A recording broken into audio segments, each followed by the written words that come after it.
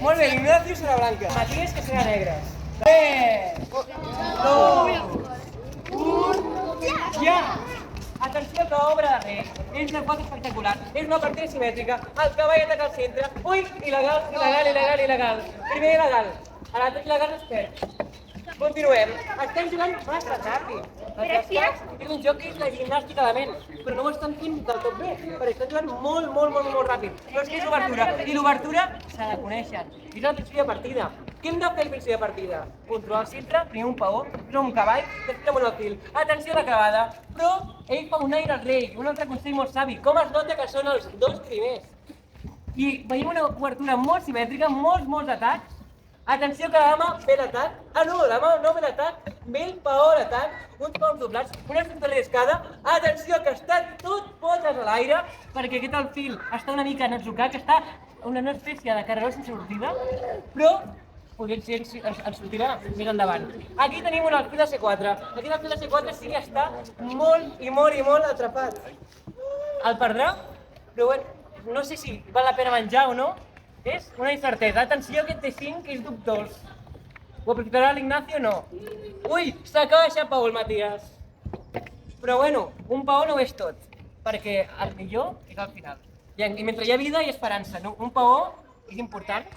Ja ho deia Philidor a la Revolució Francesa. Els peons són animals d'escacs. Però bé, les altres peces també hi juguen, Llavors, seguim aquí a tope. Ara ja pensem en Philidor, que jugava sobre el 1700 o així, al cafè de les regents. I ara nosaltres no estem jugant aquí, a un cafè. Estem jugant a tot l'escenari, perquè els escacs estan a totes bandes. Els escacs són per a tothom, per a famílies, per a nens, per a nenes. I per a escoles també. Llavors aquí estem que l'Ignacio està atacant molt. A més, està millor perquè s'ha enrocat, és clau, en rock and roll. Hi ha una cançó de Tocada Movida que parla sobre en rock, un grup de música que us recomano, que és de música i escacs. Així que, quan acabeu, a buscar Tocada Movida. Atenció que l'Ignacio s'ha d'un pavó i ataquen cosetes. Hi ha amenaces a punta pala. A veure què acabarà passant, és un moment molt tens. Aquí va guanyant el Matías per temps, però és molt poquet. El més important és la posició. Ui, que aquí hi ha cosetes. Ho veuran o no ho veuran? Aquesta és la clau, vés a saber. Això està molt emocionant, està al roig viu. Està en empat de moment pel que fa a peces, però a posició hi ha algú que va guanyant per aquí.